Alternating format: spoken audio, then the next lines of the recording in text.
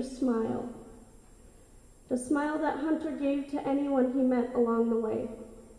The smile that lit up the room along with his cackle. The smile that I know he was always self-conscious about, but little did he know it was that smile that changed lives. Emily, you will always be a part of each of our lives.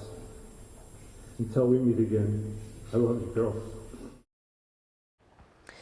Thank you for joining us. We are continuing our coverage tonight of the joint funeral for Hunter Scheel and Emily Breidenbach, the two Wisconsin officers that were killed in the line of duty a week ago while conducting a traffic stop.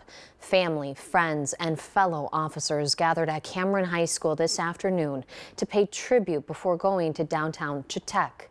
We're bringing you team coverage tonight along the procession route. We begin with our Sammy Selena, who is live in Cameron. Yeah, Morgan, communities from outside of Cameron and Chetek were also here. There were hundreds of people, hundreds of law enforcement that wanted to show their support for those fallen officers.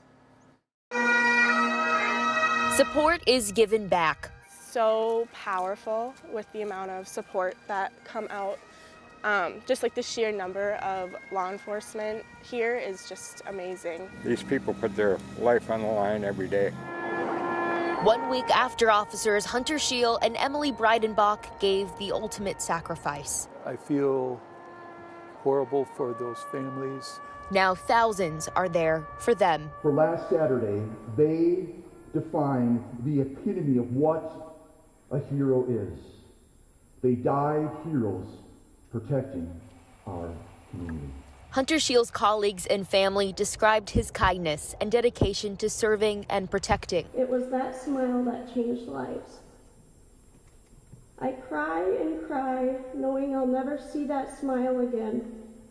I'll never get to listen to him laugh and tell a funny joke again.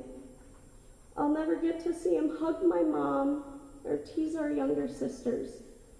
An unexplainable pain that hurts both mentally and physically. But what can make the pain a little more bearable is all of you. Emily's chief talked about how she would light up a room. Emily was interesting, to say the least. A few of these have fallen out because of your daughter.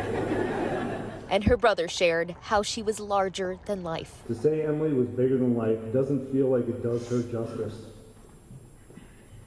I think it's more appropriate to say Emily was life, or what life was supposed to be.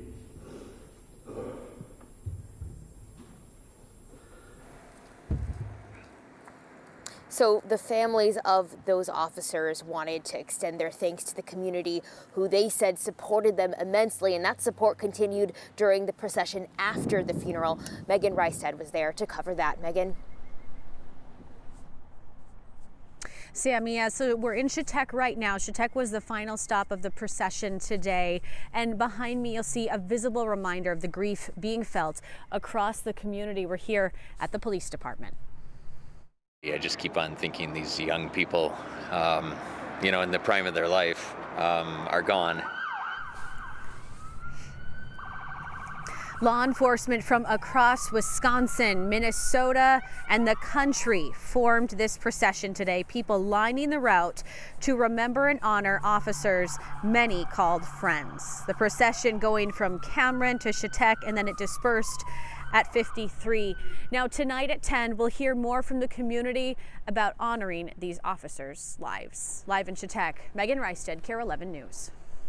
All right, thank you, Megan. Well, if you would like to contribute to the memorial funds for either of these officers, you can copy down these addresses. A fund for Hunter is set up at the Community Bank of Cameron, and for Emily at the Sterling Bank in Chetek.